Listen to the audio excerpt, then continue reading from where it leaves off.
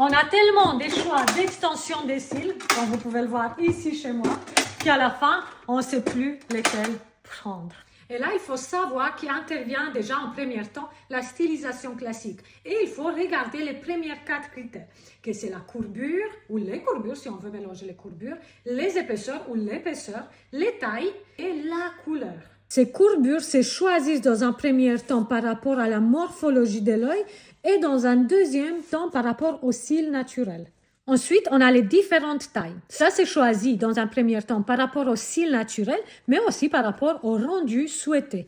On a les différentes épaisseurs. Je vous ai mis quelques exemples ici. On a les 0,18 qui est utilisé pour les cils à cils, même si des préférables, c'est utiliser les 0,15 ou les 0,12. Ensuite, on a les 0,07 qui est utilisé pour les volumes russes principalement, et on va aller jusqu'à 4D. Mais on a aussi les 0,425 qui est utilisé pour les volumes russes également, et on va aller jusqu'à 3D.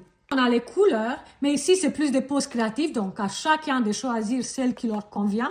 On a aussi les extensions de cils ombrés, c'est-à-dire qu'elles sont noires à la racine et pigmentées en couleur, aux pointes, et les extensions des cils marrons qui deviennent de plus en plus tendance. Sinon, encore les plus utilisés, même aujourd'hui, c'est les noirs, mais comme je vous disais, de plus en plus populaires, c'est les marrons. Voilà en ce qui concerne les choix de base. Maintenant, on va aller un peu plus en profondeur et on va regarder les choix un peu plus tendance en ce moment.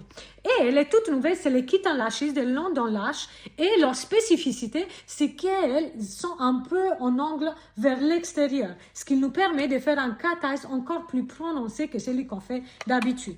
Ensuite, on a les extensions des cils en forme de plumes, c'est-à-dire qu'elles sont formées déjà un peu en forme pyramidale, ce qui nous permet de faire une pose manga plus facilement.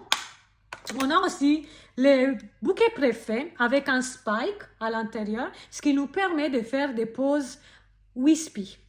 Et on a aussi les extensions des cils W, Y, ce qu'on appelle les poses un peu brésiliennes. Ça nous permet de faire un volume russe un peu plus fluffy que les volumes russes classiques.